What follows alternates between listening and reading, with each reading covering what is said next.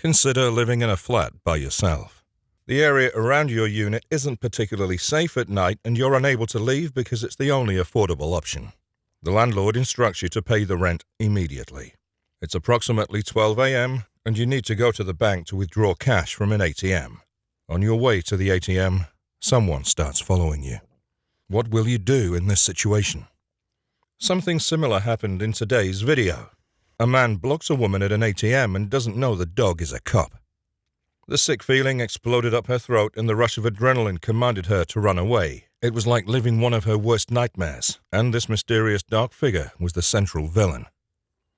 He was far too close, and his quick pace and direction matched hers. This was bad. There was only one thing left that she could do. Monica hated her neighborhood, but it was the only place that she could afford on her meager waitress salary. There were two things that made her feel even remotely safe at home: the long line of sturdy locks down her reinforced steel door and her German Shepherd, Bill.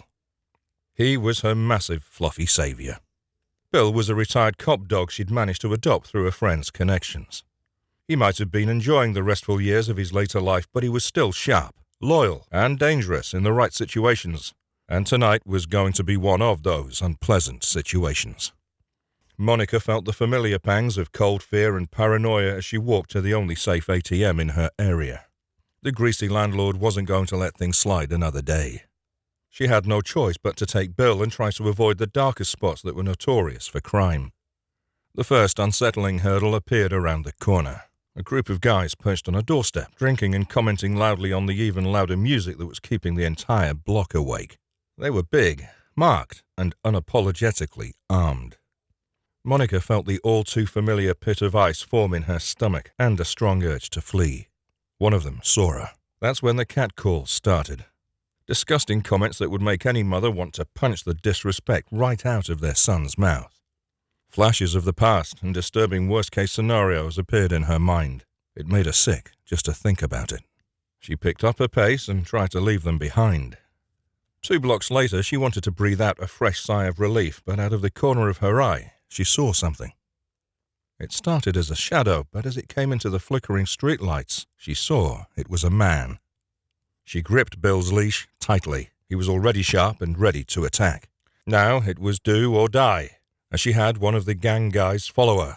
Monica fought back the bile welling up her throat and walked as fast as her legs would carry her toward the corner gas station and ATM.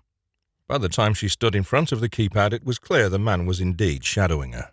Panic set in, and there was only one thing left to do. The tall, scruffy man came close, hovering near the gas station door and far too close for comfort. She could smell his pungent cologne and waft of cigarettes from his leather jacket. Everything that happened next happened from terror and pure reflex. She turned, eyes hard, and uttered one life-saving word: protect. Bill's training already had him on guard, but he instantly switched to attack mode. He squared himself to the tall man, lowered his head, and let out a long, deep growl and imposing bark. The man looked up from his phone and jumped back in surprise.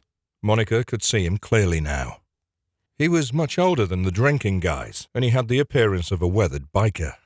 He looked between a terrified Monica and the intimidating police dog that was ready to go for the throat at any moment.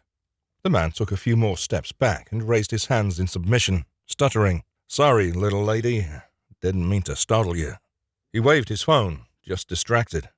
It wasn't enough to let her take Bill off alert, but a fraction of the fear melted away. "You shouldn't follow a girl like that," Monica snapped, and the man nodded his head and then said something surprising. He agreed and apologized. He was only there for the same ATM. It was too easy sometimes to forget that not everyone walked around feeling safe. As Monica quickly punched in her PIN and took out the rent, he commented he'd never be able to sleep if his daughters lived in a place like this. He then pulled out a business card. It turned out the guy was a bike repairman. She politely declined his offer to walk her home, but something inside her told her to keep the card and his other offer to call her if she ever needed help. You never know.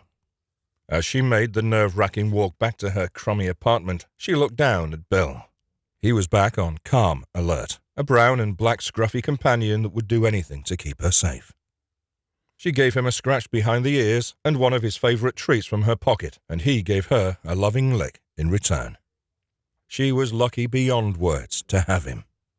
Let us know in the comments section what you'd do if you were in the same situation as Monica. If you liked this video, don't forget to like and subscribe to our channel. Till then, see you in our next video.